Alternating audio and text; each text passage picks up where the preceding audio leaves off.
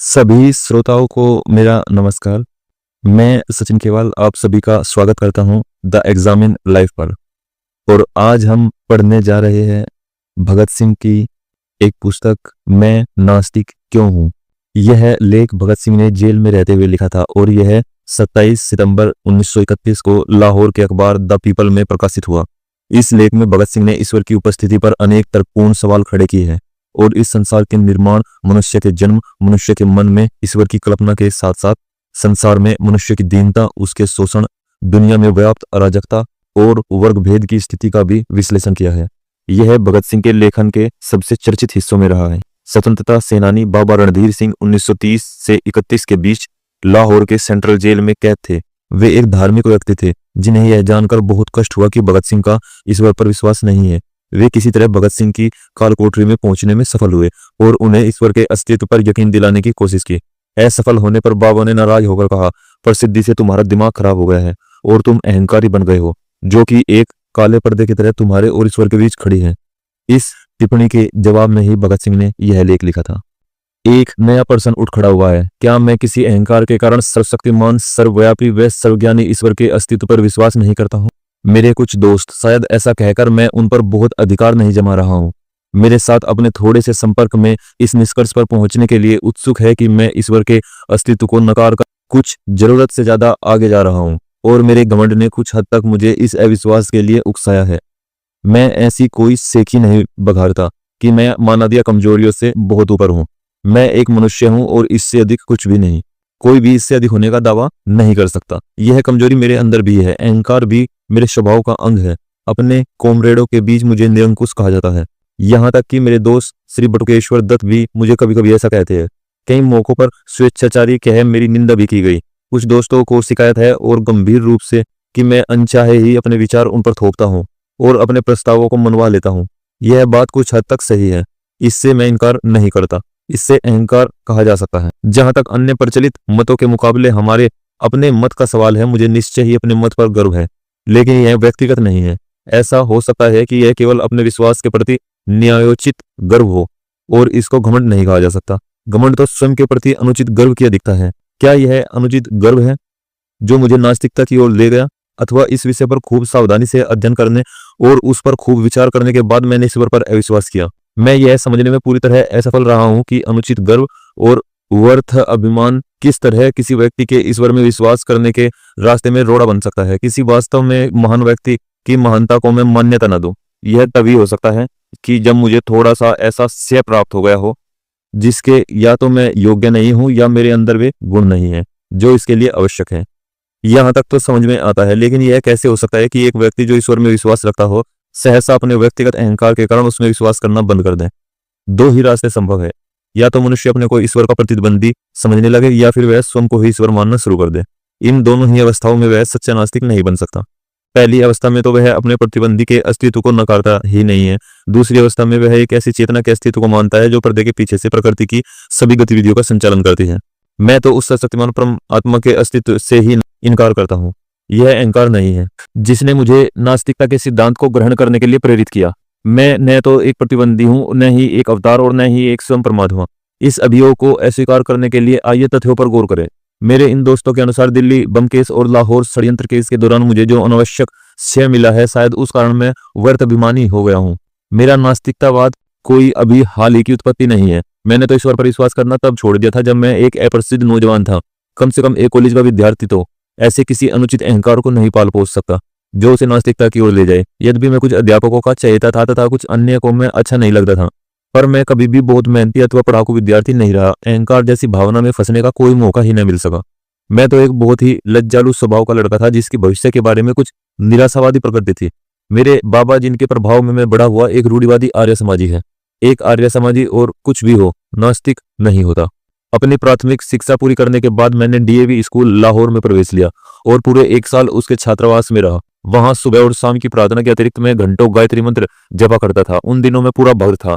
बाद में मैंने अपने पिता के साथ रहना शुरू किया। जहां तक धार्मिक रूढ़िवादिता का प्रश्न है, वह एक उदारवादी व्यक्ति है। उन्हीं की शिक्षा से मुझे स्वतंत्रता के ध्येय के लिए अपने जीवन को समर्पित करने की प्रेरणा मिली। किंतु वे नास्तिक नहीं है, उनका ईश्वर में दृढ़ विश्वास है। वे मुझे प्रतिदिन पूजा अर्चना के लिए प्रोत्साहित करते रहते थे।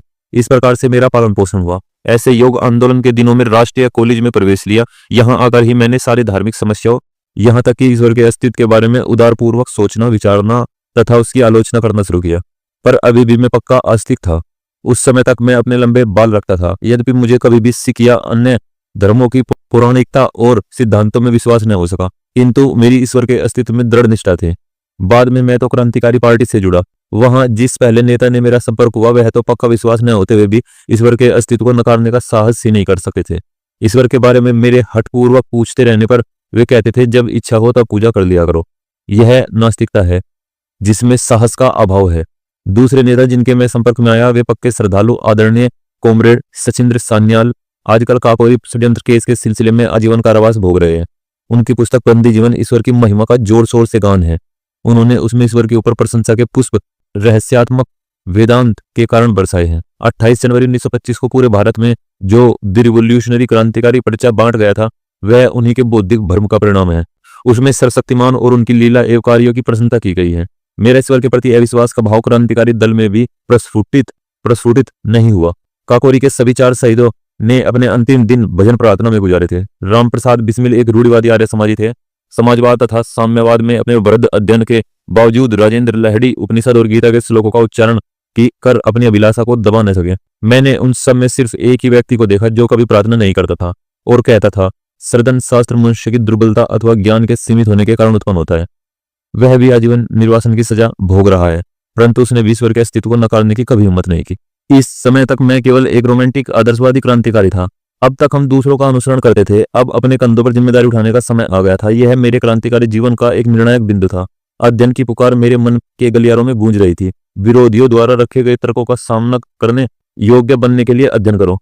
अपने मत के पक्ष में तर्क देने के लिए समक्ष करने के वास्ते पढ़ो। मैंने पढ़ना शुरू कर दिया। इससे मेरे पुराने विचार व विश्वास अशुद्ध रूप से परिष्कृत हुए। रोमांस की जगह गंभीर विचारों ने ले ली। न और अधिक रहस्यवाद, न ही अंधविश्वास। यथार्थ हमारा आधार बना। मुझे विश्व क्रांति के अनेक आदर्शों के बारे में पढ़ने का खूब मौका मिला। मैंने अराजकतावादी नेता बाकुनिन को पढ़ा, कुछ साम्यवाद के पिता मार्क्स को, किंतु अधिक लेनिन, ट्रात्स्की व अन्य लोगों को पढ़ा जो अपने सूबे में सफलतापूर्वक क्रांति लाए थे। वे सभी नास्तिक थे। बाद में मुझे निर्लम्ब स्वामी की पुस्तक सहज ज्ञान मिली। इसमें रहस्यवादी नास्तिकता थी।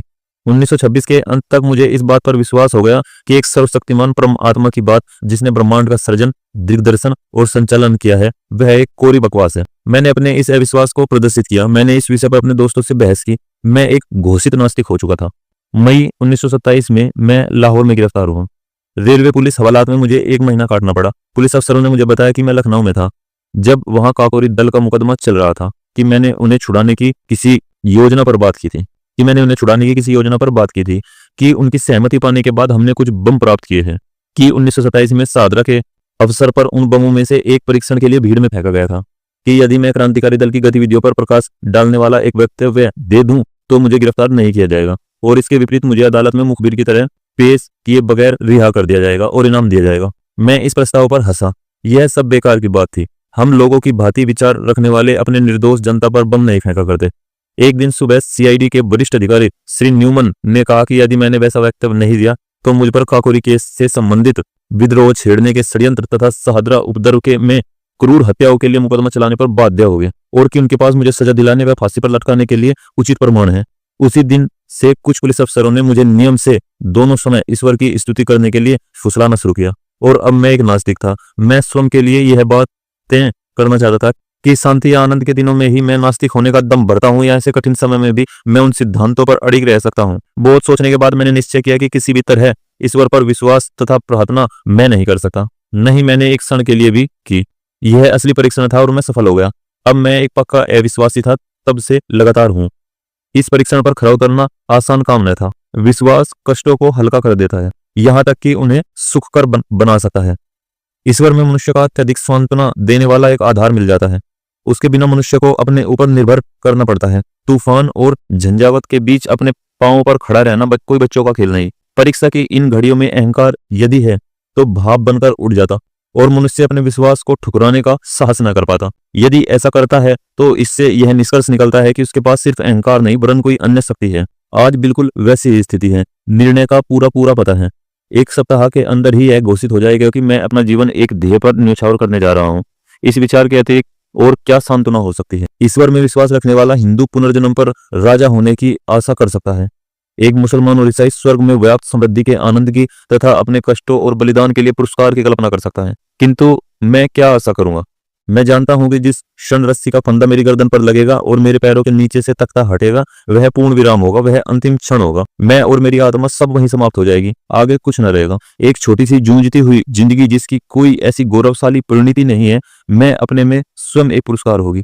यदि मुझ में इस दृष्टि से देखने का साहस हो, बिना किसी स्वार्थ के, यहाँ वहां के पुरस्कार की इच्छा के बिना, मैंने अनासक्त भाव से अपने जीवन की स्वतंत्रता के ध्येय पर समर्पित कर दिया है, क्योंकि मैं और कुछ कर ही नहीं सकता था। जिस दिन हमें इस मनोवर्ती के बहुत से पुरुष व महिलाएं मिल जाएंगे जो अपने जीवन को मनुष्य की सेवा और पीड़ित मानवता के उद्धार के अतिरिक्त कहीं समर्पित कर नहीं सकते, उस दिन मुक्ति के युग का शुभारंभ होगा। वे शोषकों, पीड़ितों और अत्याचारियों को चुनौती देने के लिए उत्प्रेरित करेंगे, इसलिए नहीं कि उन्हें राजा बनना है या कोई अन्य पुरस्कार प्राप्त करना है, यहाँ या अगले जन्म में या मरणोपरांत स्वर्ग में। उन्हें तो मानवता की गर्दन से दास्ता का जूं अवतार फेंकने और मुक्ति एवं शांति स्थापित करने के लिए इस मार्ग को अपनाना होगा। क्या वे उस रास्ते पर चलेंगे जो उनके अपने लिए खतरनाक किंतु उनकी महान आत्मा के लिए एक मात्र कल्पनीय रास्ता है? क्या इस महान ध्येय के प्रति उनके गर्व को अहंकार कहकर उसका गलत अर्थ लगाया जाएगा? कौन इस प्रकार के घृणित विश्लेषण बोलने का साहस करेगा? या तो वह मूर्ख है या धूर्त। हमें चाहिए कि उसे क्षमा कर दे, क्योंकि वह उस हृदय में उद्वेलित उच्च विचारों, भावनाओं, आवेगों और उनकी गहराई को महसूस नहीं कर सकता। उसका हृदय मांस के एक टुकड़े की तरह मर्त है। उसकी आंखों पर अन्य स्वार्थों के प्रेतों का छाया पड़ने के कारण वे कमजोर हो चुकी हैं। स्वयं पर भरोसा रखने के गुण को सदैव अहंकार की संज्ञा दी जाती है। यह दुखपूर्ण और कष्टप्रद है, पर चारा ही क्या है? आलोचना व स्वतंत्र विचार एक क्रांतिकारी के दोनों अनिवार्य गुण हैं, क्योंकि हमारे पूर्वज ने किसी परम आत्मा के प्रति विश्वास बना लिया था। अतः कोई भी व्यक्ति जो उस विश्वास की सत्यता या उस परमात्मा के अस्तित्व को ही चुनौती दे, उसे विधर्मी विश्वासघाती कहा जाएगा। यदि उसके तर्क इतने अकाट्य है कि उनका खंडन वितर्क द्वारा नहीं हो सकता और उसकी आस्था इतनी प्रबल है कि उसे ईश्वर के प्रकोप में होने वाली विपत्तियों का भय दिखाकर दबाया नहीं जा सकता, तो उसकी यह कहकर निंदा की जाएगी कि वह व्रत अभिमानी है।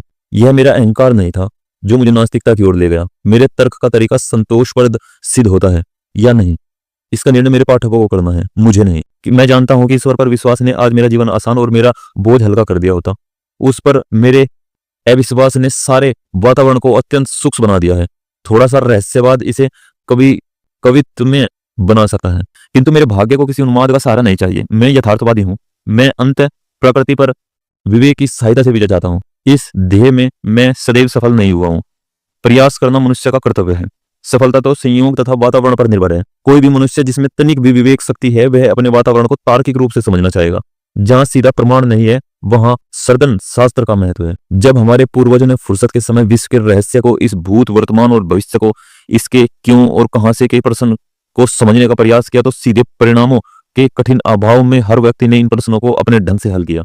यही कारण है कि विभिन्न धार्मिक मतों में हमको इतना अंतर मिलता है, जो कभी कभी वैमनस्य तथा झगड़े का रूप ले लेता है। न केवल पूर्व और पश्चिम के दर्शनों में मतभेद है, बल्कि प्रत्येक गोलार्ध में अपने विभिन्न मतों में आपस में अंतर है।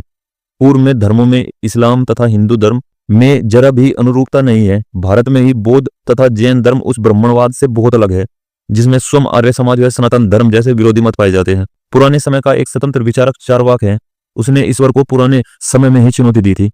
हर व्यक्ति अपने को सही मानता है। दुर्भाग्य की बात है कि बजाय पुराने विचारकों के अनुभव तथा विचारों को भविष्य में अज्ञानता के विरुद्ध लड़ाई का आधार बनाने के, हम आलसियों की तरह जो हम सिद्ध कर चुके हैं, उनके कथन में अविचल एवं संशयहीन विश्वास की चीख पुकार रहती है और इस प्रकार मानवता के विकास को जड़ बनाने के दोषी है। सिर्फ विश्वास और अंधविश्वास खतरनाक है। यह मस्तिष्क को मूड और मनुष्य को प्रक्रियावादी बना देता है। जो मनुष्य अपने को यथार्थवादी होने का दावा करता है, उसे समस्त प्राचीन रूढ़िगत विश्वासों को चुनौती देनी होगी। प्रचलित मतों को तर्क की कसौटी पर कसना होगा। यदि वे तर्क का प्रहार न सह सके, तो टुकड़े टुकड़े होकर गिर जाएंगे। तब नए दर्शन की स्थापना के लिए उनको पूरा धराशायी करके जगह साफ करना और पुराने विश्वासों की कुछ बातों का प्रयोग करके पुनर्निर्माण करना। मैं प्राचीन विश्वासों के ठोसपन पर प्रश्न करने के संबंध में अस्वस्थ हूं। मुझे पूरा विश्वास है कि एक चेतन परमात्मा का, जो प्रकृति की गति का दिग्दर्शन एवं संचालन करता है, कोई अस्तित्व नहीं है।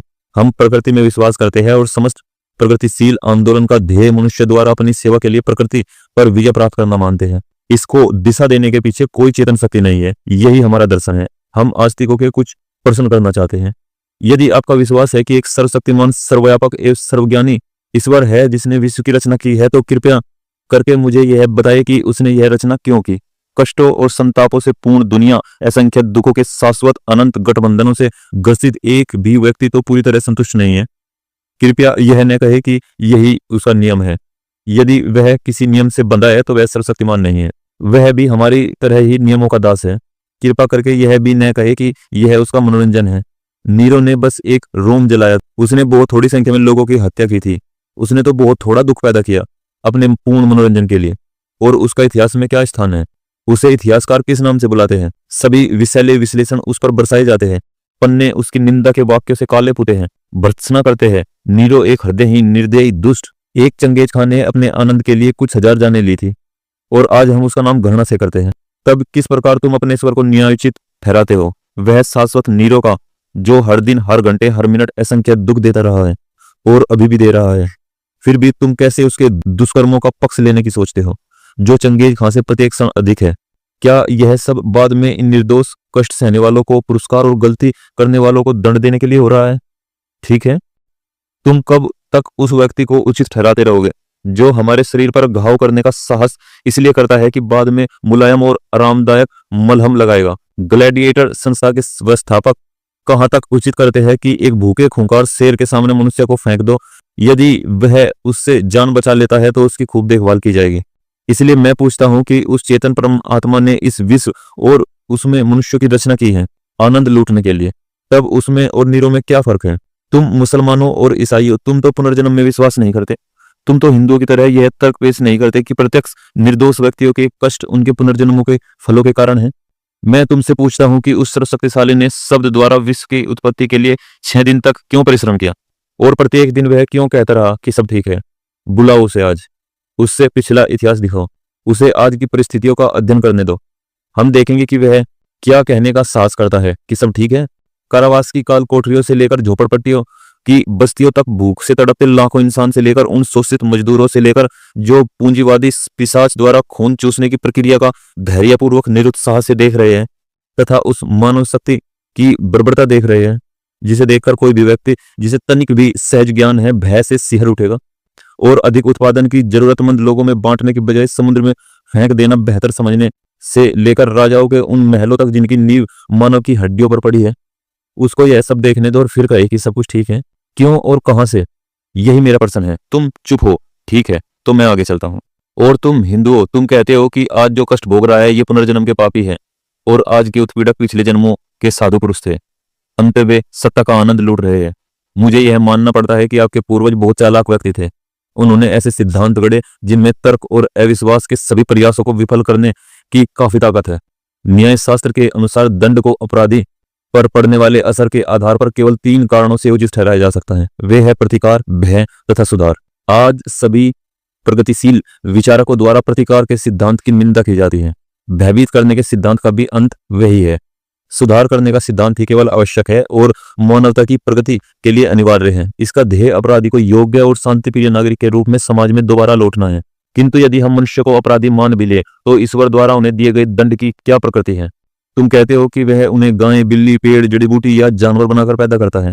तुम ऐसे 84 लाख दंडों को गिनवाते हो। मैं पूछता हूं कि मनुष्य पर इनका सुधारक के रूप में क्या असर है? तुम ऐसे कितने व्यक्ति से मिले हो जो यह कहते हैं कि वे किसी पाप के कारण पूर्व जन्म में गधे के रूप में पैदा हुए थे?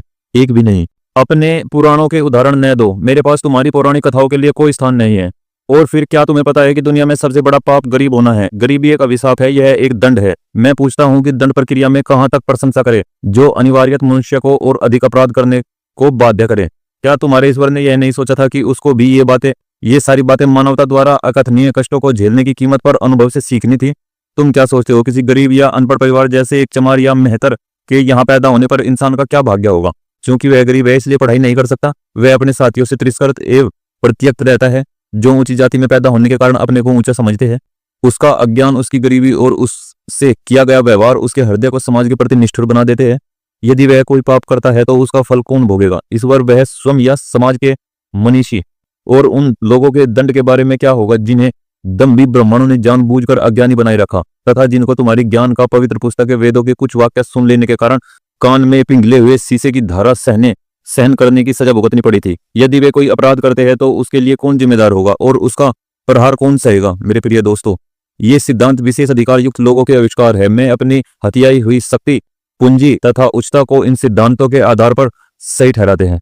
अपटान सिक्लेयर ने लिखा था कि मनुष्य को बस अमृत में विश्वास दिला दो और उसके बाद उसकी सारी संपत्ति लूट लो, वह बगैर बड़बड़ाए इस कार्य में तुम्हारी सहायता करेगा। धर्म के उपदेशकों तथा सत्ता के स्वामियों के गठबंधन से ही जेल, फांसी, कोड़े और ये सिद्धांत उपजते हैं। मैं पूछता हूं, तुम्हारा सर्वशक्तिशाली ईश्वर हर व्यक्ति को क्यों नहीं उस समय रोकता जब वो कोई पाप या अपराध कर रहा होता है? यह तो वह बहुत आसानी से कर सकता है। उसने क्यों नहीं लड़ाकू राजाओं को लड़ने की उग्रता को समाप्त किया और इस प्रकार विश्व युद्ध द्वारा मानवता पर पड़ने वाली विपत्तियों से उसे बचाया? उसने अंग्रेजों के मस्तिष्क में भारत को मुक्त कर देने की भावना क्यों नहीं पैदा की? वह क्यों नहीं पूंजीपतियों के हृदय में यह परोपकारी उत्साह भर देता कि वह उत्पादन के साधनों पर अपना स्वामित्व, संपत्ति का अधिकार त्याग दे और इस प्रकार केवल संपूर्ण श्रमिक समुदाय वरन समस्त मानव समाज को पूंजीवादी बेड़ियों से मुक्त कर दे? आप समाजवाद की व्यवहारिकता पर तर्क करना चाहते हैं, मैं इसे आपके सर्वशक्तिमान पर छोड़ देता हूं कि वह लागू करे। जहां तक सामान्य भलाई की बात है, लोग समाजवाद के गुणों को मानते हैं, वह इसके व्यवहारिक न होने का बहाना लेकर इसका विरोध करते हैं। परमात्मा को आने दो और वह चीज को सही तरीके से कर दे। अंग्रेजों की हुकूमत यहाँ इसलिए नहीं है कि ईश्वर चाहता है, बल्कि इसलिए है कि उनके पास ताकत है और हम में उनका विरोध करने की हिम्मत नहीं है। वे हमको अपना प्रभुत्व में ईश्वर की मदद से नहीं रखते, बल्कि बंदूक और राइफलों, बम और गोलियों, पुलिस और सेना के सहारे। यह हमारी उदासीनता है कि वे समाज के विरुद्ध सबसे निंदनीय अपराध, एक राष्ट्र को दूसरे राष्ट्र द्वारा अत्याचार पूर्ण शोषण सफलतापूर्वक कर रहे हैं। कहाँ है ईश्वर? क्या वह मनुष्य जाति के इन कष्टों का मजा ले रहा है? एक नीरो, एक चंगेज खां, उसका नाश हो। क्या तुम मुझसे पूछते हो कि मैं इस वक्त विश्व की उत्पत्ति और मानव की उत्पत्ति की व्याख्या कैसे करता हूँ? ठीक है, मैं तुम्हें बताता हूँ। चार्ल्स डार्विन ने इस विषय पर कुछ प्रकाश डालने की कोशिश की है, उसे पढ़ो। यह एक प्रकृति की घटना है। विभिन्न पदार्थों के निहारिका के आकार में आकस्मिक मिश्रण से पृथ्वी बनी। कब? इतिहास देखो।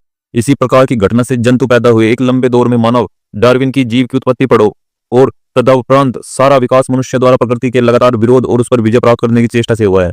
यह इस घटना की संभवत सबसे सूक्ष्म व्याख्या है। तुम्हारा दूसरा तर्क यह हो सकता है कि क्यों एक बच्चा अंधा या लंगड़ा पैदा होता है?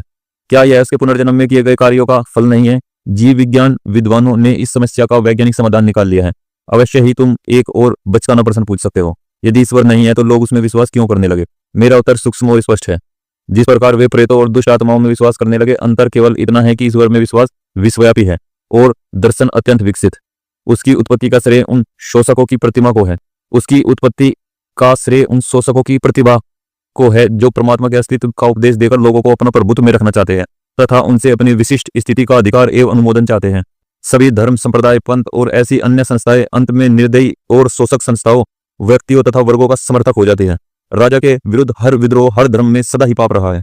मनुष्य की सीमाओं को पहचानने पर, उनकी दुर्बलता व रोष को समझने के बाद, परीक्षा की घड़ियों में मनुष्य की बहादुरी से सामना करने के लिए उत्साहित करने, सभी खतरों को पुरुषत्व के साथ झेलने तथा संपन्नता एवं ऐश्वर्य में उसके विस्फोट को बांधने के लिए ईश्वर के काल्पनिक अस्तित्व की रचना हुई। अपने व्यक्तिगत नियमों तथा अभिभावकीय उदारता से पूर्ण ईश्वर को बढ़ा चढ़ाकर कल्पना एवं चित्रण किया गया। जब उसकी उग्रता तथा व्यक्तिगत नियमों की चर्चा होती है तो उसको उपयोग में एक भय दिखाने वाले के रूप में किया जाता है, ताकि कोई मनुष्य समाज के लिए खतरा न बन जाए। जब उसके अभिभावक गुणों की व्याख्या होती है तो उसको उपयोग एक पिता, माता, भाई, बहन, दोस्त तथा सहायक की तरह किया जाता है। जब मनुष्य अपने सभी दोस्तों द्वारा विश्वासघात तथा त्याग देने से अत्यंत क्लेश में हो, तब उसे इस विचार से सांत्वना मिल सकती है कि एक सदा सच्चा दोस्त उसकी सहायता करने को है, उसको सहारा देगा तथा वह सर्वशक्तिमान है, वह कुछ भी कर सकता है। वास्तव में आदिम काल में यह समाज के लिए उपयोगी था। पीड़ा में पड़े मनुष्य के लिए ईश्वर की कल्पना उपयोगी थी। समाज को इस विश्वास के विरुद्ध लड़ना होगा। मनुष्य जब अपने पैरों पर खड़ा होने का प्रयास करता है तथा यथार्थवादी बन जाता है, तब उसे श्रद्धा की ओर फेंक देना चाहिए और उन सभी कष्टों, परेशानियों का पुरुषत्व के साथ सामना करना चाहिए जिनमें परिस्थितियां उसे पटक सकती है। यही आज मेरी स्थिति है। यह मेरा अहंकार नहीं है मेरे दोस्त, यह मेरे सोचने का तरीका है जिसने मुझे नास्तिक बनाया है। ईश्वर में विश्वास और रोज बरोज की प्रार्थना को मैं मनुष्य के लिए सबसे स्वार्थी और गिरा हुआ काम मानता हूँ। मैंने उन नास्तिकों के बारे में पढ़ा है जिन्होंने सभी विपदाओं का बहादुरी से सामना किया। अंत में मैं भी एक पुरुष की भांति फांसी के फंदे की अंतिम घड़ी तक सिर ऊंचा किए खड़ा रहना चाहता हूँ।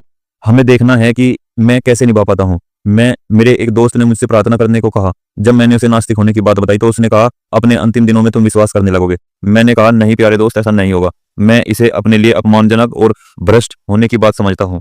स्वार्थी कारणों से मैं प्रार्थना नहीं करूंगा। पाठकों और दोस्तों, क्या यह अहंकार है? अगर है तो मैं स्वीकार करता हूँ। बहुत बहुत आभार सभी का। Thank you so much.